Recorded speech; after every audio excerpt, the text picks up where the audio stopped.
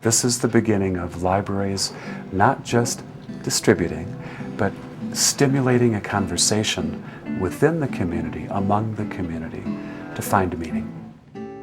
Oh, to sit at the feet of the learned, the shaman, the wise, to be entrusted with the lessons of their lives. What a privilege. What a burden. There are people, not unlike ourselves, who by luck, fortune, or fate traveled precious journeys so that we might acknowledge and understand the wisdom within these walls. The Wisdom Within These Walls is a Reader's Theater production that is produced based on the life stories of a community. You guys will cue the musicians. So I'll tap on the door, so cue readers, and then take your time coming in. It all begins with Annie. Annie is this person who got interested in gathering people's stories. Just own this land right here. I create the Wisdom Within These Walls by first interviewing a number of people and just really listen to their stories, sometimes as many as 6 or 7 hours. If you could give some words of encouragement to your 17-year-old self who's lying in a ditch in the middle of Korea, in the middle of war, what words of encouragement would you give that 17-year-old Joe? I'd say never give up. My faith carried me through. What she did then was to kind of distill it down to something like a dramatic monologue. So a beginning, a middle, and end. You're 17 years old. You joined, you've got responsibility for your life, but really emphasize the fact that this is where it's landed you, in a ditch, in the mud, in Korea. And then she recruited seniors to come in and read it as like readers' theater. So then it became art. It became live performance art. So laying alone in that ditch at 17, wounded, bleeding, no food, no water, I made my peace with my God. The thing that interested me about all this from the library perspective is that instead of just gathering stories that other people wrote, this is content creation. This is local content creation. Nobody else can tell this story.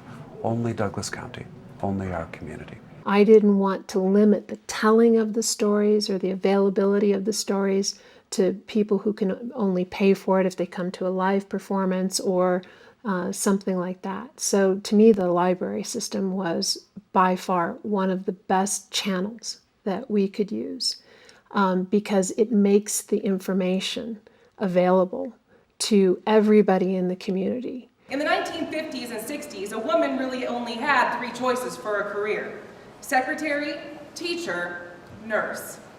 I've always been a caretaker, so I picked nursing. The part that excites me about this whole project is that it encourages you not just to seek elsewhere for insight into your life, but to realize that every person you run across in a day has something meaningful to contribute to your life, some insight, some powerful kind of observation or experience that can become part of your life. That storytelling, we are so wired for stories. You see it in every children's story time, and I still think that you could probably walk into a room full of adults and say, "Let me tell you a story," and everybody gets quiet. We put a man on the moon using nothing but a slide rule. I grew up on a farm, but I can remember a time when my grandparents had no electricity. Only had a wood stove for heat and cooking.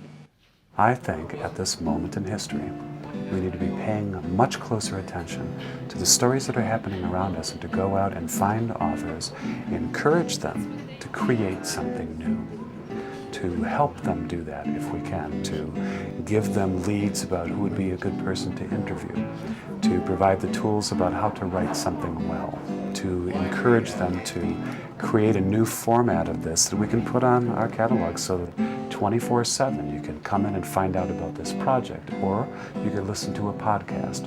Driving up and down I-25 on the way to work, you could listen to somebody tell a story about what it was like to grow up in Oklahoma in the Dust Bowl years, you know, and know that this is someone that you might see standing next to you in the grocery store the next day. Libraries now have to move from content distribution to content creation.